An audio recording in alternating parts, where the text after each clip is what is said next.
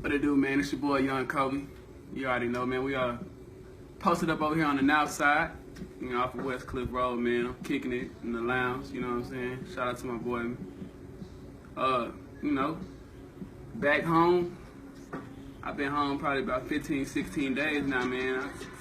I got about 30 songs recorded, a bunch of unreleased shit. I dropped 2 singles. I got First Day Out. I got Welcome to My Neighborhood. I mean, we well over 10, 11,000 plays on motherfucking SoundCloud, and it only been 15, 16 days, like I said. So I really just hit the ground running, man. Photo shoots, video shoots, interviews, everything, really, man. I got the clothing line, Lost Dreams Lifestyle, that's coming. We got the 543 movement pumping right now, man. Shout out Coby, Peso, Slow, Camo, Top Boogie, Trap, everybody, man. Free Terry, Free Young Drew, you know what I'm saying? Shout out to everybody, you know, Grind Time, Greater Than Earth, Ronnie, Heen, Marcus, Boosie, everybody, man. Jones, what up? Julian, what up? You know, really just putting on, man. I mean, I've been gone for 4 years, and it's like I came home and I didn't miss a beat. Mentally and physically, I'm more advanced and I'm elevated, so I just feel like I got another chance to actually showcase my talent the right way and push my brand to its to the extent, really. So that's what I'm doing, man. I've been home making moves. And I'm staying low key. As you can see, I'm at the house right now, so I got the studio at the crib, so I don't really go out too much. You might catch me at the mall or going to pick up some money from Western Union or something, or getting a haircut, but other than that, I'll be at the crib, man. There ain't too much out here in these streets for me no more, man. I ain't got nothing to prove. I done did all that already, man. All right, so what you said, you saying you did 4 years. Do you feel like the music or the style of music, the game itself has changed a lot since you've been able to come back and hear it? I mean, right now, the state of hip hop is, I don't know, more stuff is accepted now than what used to be accepted. I guess, okay, I see a lot of people, they talk a lot about Young Thug and Lil Uzi Vert and stuff like that.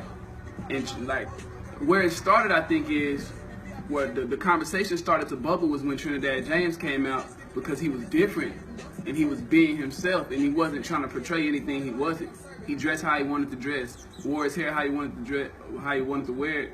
You know what I'm saying? He didn't care about his teeth being messed up, none of that crazy ass clothes. But people get mad about that, like artists and stuff, they get mad because they think that these guys are clogging up the lane. But if you look back way back in the gap, what was Old Dirty Bastard doing?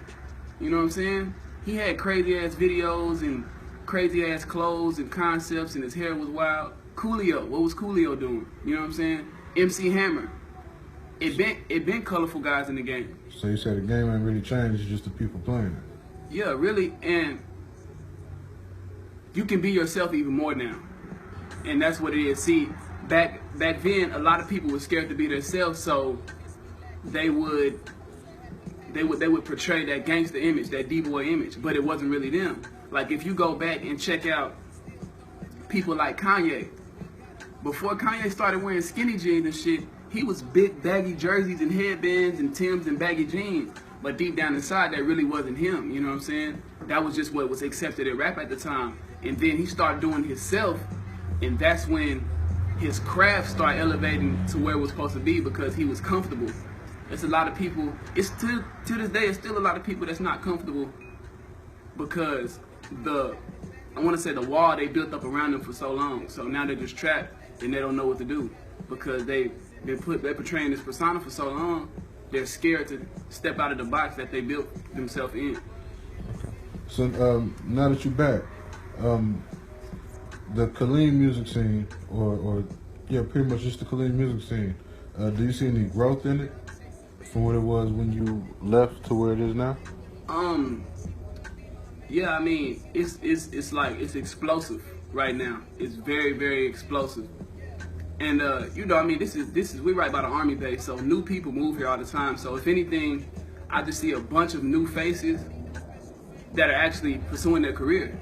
You know what I'm saying? Like, before I left, people weren't really pushing it like that. Like, it's so many people now that are rapping and making moves that weren't even rapping before I got locked up. Like, and that's what I see a lot of now. It's a lot of people who weren't doing it back then. They saw a lane for themselves, so they picked it up and they take it off with it. You know what I'm saying? I salute everybody from the city doing their thing, man, because it just motivates me to keep pushing, knowing that knowing that I'm not the only one. You know what I'm saying? Knowing that I don't just have the city on my back, knowing that we all got the city on our back. You know what I'm saying? So I salute everybody. I want to see everybody make it. So you never get the feeling that, you know, the game may be oversaturated, you know, with it being so easy for everybody to pick up a microphone and start rapping or spend $20, $30 of your studio time. You never feel as if it's oversaturated? I mean, I think you only feel that way if you're insecure, you know what I'm saying? And not even just that, your craft and your grind is gonna overshine a lot of people, no matter how many people are rapping. Because I came home and I've been gone for 4 years. I came home and now it's like I never left because my grind and my work ethic is sick. I came home, I dropped 2 4K music videos, I dropped 2 singles, perfect quality, and it's like I never left because my hunger and my dedication and my passion is grown. So I think if your passion, your hunger, and your dedication is there, it doesn't matter how many people are rapping. When they put you in that room of 100 rappers, something is gonna stand out about you. All right. So we also said a couple times that you had to sit down for about 4 years. Yeah. What led to that happening? You know, in the streets, man, doing a bunch of dumb stuff, bad decisions. I ended up getting a burglary and habitation charge. Tripping, popping Zans, popping bars, tripping. Really, I didn't have no guidance coming up, you know what I'm saying? I mean, my household was the trap, you know what I'm saying? If you ask me, from the outside looking in, anybody know what go on, where I'm from, what my upbringing, you know what I'm saying? So, not making an excuse for my actions, but it rubbed off on me. And I made the choices to follow that path right there. And you know, I had to go sit down, do my time, did what I did. And fortunately, I learned my lesson and I became a man, you know what I'm saying? I read a bunch of books in there. I focused on my craft, I focused on myself for the most part. I found myself. I went to school, I went to college in there, got an education, business management, and congratulations. Yeah, appreciate that. And I just I focused on myself, man. And I wrote a bunch of music. I mean, I wrote 2 books. I squeezed that creative spark. Like in Mastery by Robert Greene, he says that creative spark comes ever so often, but when it comes, you have to learn how to grasp it and bottle it up and put it out whenever you want to. So I kind of found out a way to put myself in the type of creative space to where I can get that creative spark and I can milk it for everything it's worth. So sometimes it'll be days at a time where I just get this burst of creativity and I milk it. So I might write a whole mixtape in one day. You know what I'm saying? So I really I tapped into my third eye, man, and I really just learned how to control my creativity, man, and put it out there. I learned discipline as well, and patience. That's the number one thing, patience, man. I know how to sit still now. I didn't have patience anymore, so now I know that you're not gonna get everything done in one day. So I learned that. So would you say from being in there? I mean, I know nobody wants to be in there. I mean, so would you say the time that you spent in there, you know, sitting down, you said you have a lot of patience. Of course, you know, you wish no man to be in there, but would you say it made you a better person or made you a stronger person? I mean, definitely made me a better person, man. Like, I mean, looking back on who I used to be and what I am now, man, it's a complete 360 because just the way that I think. I wasn't thinking back then, and now I think about stuff before I do it. You know what I'm saying? I mean, nobody's perfect, but I just feel elevated. I feel fresh, rejuvenated, new, and I'm older now, and I'm disciplined, like I said. So I think me going in there was probably the best thing that has happened to me, because if I wouldn't have went to jail, man, I'd be dead or have a murder charge right now. You know what I'm saying? So I'm real thankful for that, man. I'm blessed. All right. So, as far as the music that you're putting out, is there a certain type of message or any type of a certain type of message that you want people to gain from hearing your music? 98% of the time, my music is gonna have a message, and it's really multiple messages. But overall, I'm just I want to inspire people who were once in my situation. I want to inspire them to be able to get out there and do something similar to what I'm doing. I mean, you don't have to be a rapper. You can be a videographer. You can be a choreographer. You can be a graphic designer, or whatever you want to do. I mean, whether you're playing basketball, football, or whatever, I want people to know that you can become the master of that. You know what I'm saying? No matter what you're doing, if you study this day in and day out and learn every aspect of this game, whatever game you're playing, you're gonna get in there.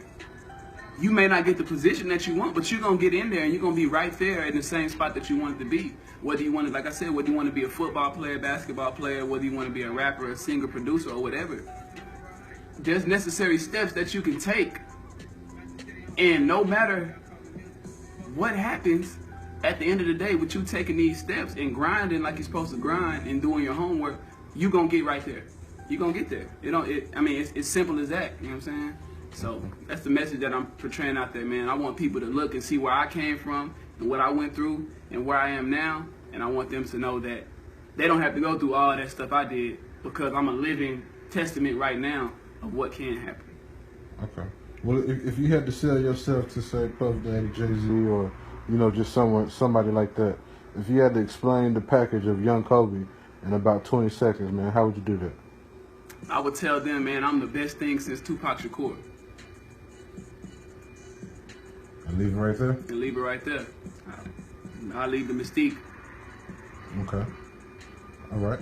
What do you believe separates you from the rest of the people in Killeen for the time being, other than making music? In Killeen, man, I think what separates me is my work ethic and my outside of the box creativity. I think that's what separates me. And also another thing is,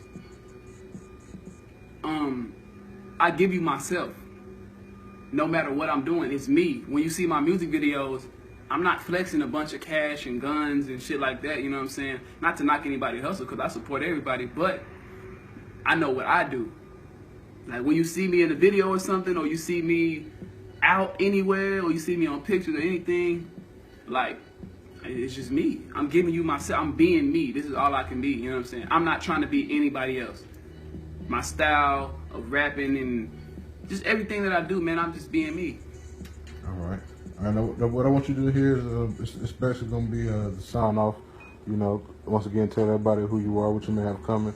But also, at the end of the day, when it's all said and done, what you want people to remember about you?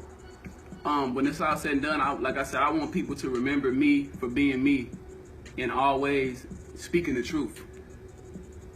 So I'm an honest guy, you know what I'm saying? And I think that kind of, it's a blessing and a curse when you tell the truth in your music, because not everybody wants to hear the truth all the time. Maybe they want to listen to some Future or some Young Thug, you know what I'm saying? But I mean, it would be easy for me to make some music like that. It probably would be good to some people too, but I know myself. I know what's in here, and I know what I have to do, and I know my purpose. So I want people to remember me for telling the truth and being honest, and being that guy who you can be yourself around. Appreciate that, man. Well, I appreciate your time. But one thing I would like to say, normally when I first started doing this, it was called the Lyricist Lounge. Yeah. I kind of dropped the lyricist part of it because everybody I wanted to interview didn't rap. Yeah. But with the original Lyricist Lounge, at the end of the interview, I always gave the artist the time to, drop a couple bars, man. You think you're willing to bring that back for the first time? Since I haven't done it in about 2 years. Pop this grill out, man. I already got something for you. Okay.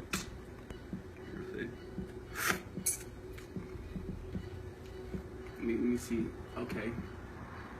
I say, Cops trying to kill us, so who we supposed to turn to? Block full of dealers, try to get them, they'll burn you. Them youngins is ridiculous, toting pistol smoking sherm too. Fucking with them killers and get popped like a kernel. Snakes in the grass, and if you let them squirm through, bullets hit you fast, have you leaking like some orange juice. My mama couldn't hold me, so I got turned loose. Pops wasn't home, so the block is who I turned to. If them niggas taxing, we gon' take and sell that shit for cheap.